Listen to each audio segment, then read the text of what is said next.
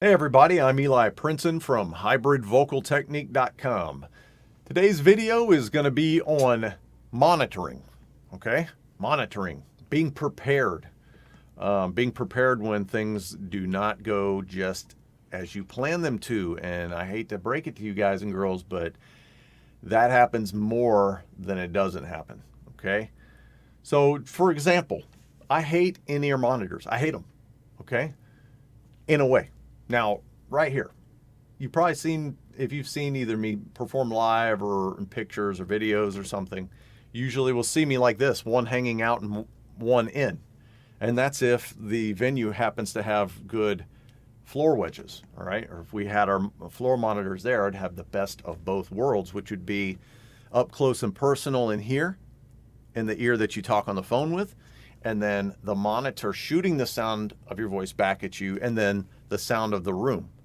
So you kind of get the experience that the audience is getting, plus you have a little up close and personal, a little bit of this, okay? It's, for me, it's the perfect equation, okay?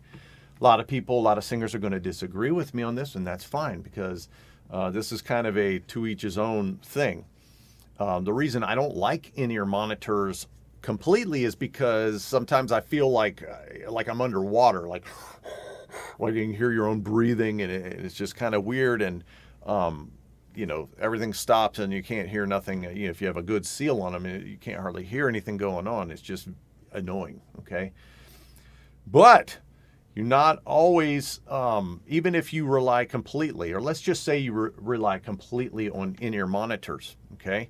And they're working very well for you. You can hear yourself clearly. You can stay on good technique, which is really those two factors there are why they're, you know, almost imperative, or monitoring is, in my opinion, imperative to a good live vocal performance, because you got to be able to hear yourself. If you can't hear yourself, you know, you could you're gonna start over singing. That's just the facts. It's just like, you know, someone says, "Hey man, check this out," and they give you the headphones to listen to a song, and you're like, "Yeah man, this is awesome," and you start yelling and breathing all heavy and everything because you can't hear yourself, right? You just can't.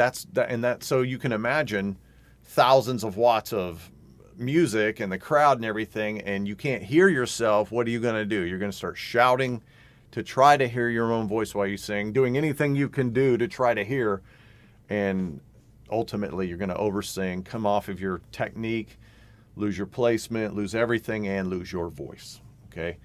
So that's why monitoring is so important.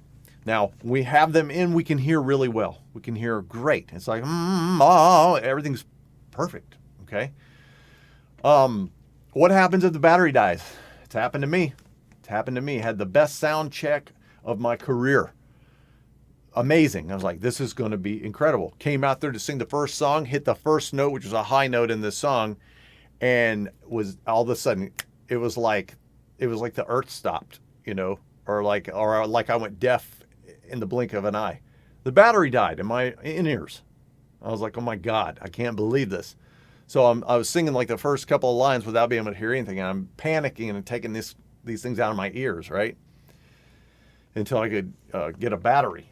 And then, so I was just like, man, I don't ever want that to happen again. I got into a conversation with another vocalist, and he says that's happened to me several times, you know, and so he would carry around, he had two kind of backups. One was a foam earplug, just in case something would happen. He would stick one earplug in his ear, so that it would kind of give him a little bit of that, you know, inner ear.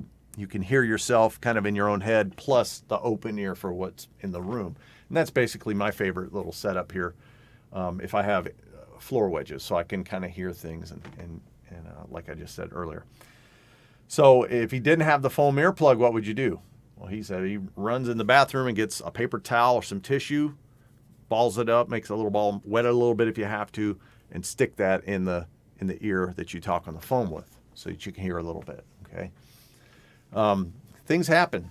Live situations, you never know. There's been times where in the sound check, everything was great. The floor wedges were shooting up awesome. It was the perfect sound check. And then I've come out afterwards, and the opening band had a vocalist guitar player that was on that side of the stage. So in their sound check, they had rerouted everything, okay, over there. Then we come out and I have nothing, right? It was like, oh my God, what happened? Okay, and the sound guy's nowhere to be found. He had an emergency. Something happened. He ran out of there.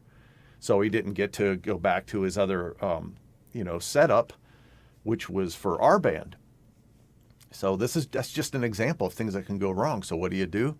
You have to have a backup plan. Always have a backup plan, all right? I'm not trying to terrify you guys and girls, but things like this happen in the real world, okay? So it might be worth it to keep an extra battery in your pocket or somewhere where you can get to it, a backup pack, and then say, hey, hang on to everybody, change that thing, get your perfect little world back.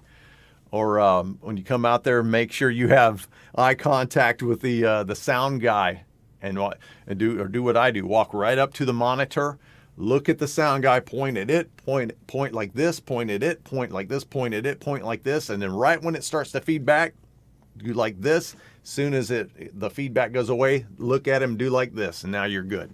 Okay, that floor monitor is going to be blasting at you, and it's not going to feed back.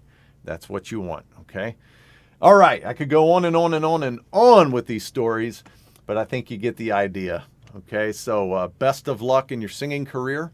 If you need help, if you want to train your voice to its maximum potential from the lowest of the lows to the highest of the highs, head over to my website, hybridvocaltechnique.com.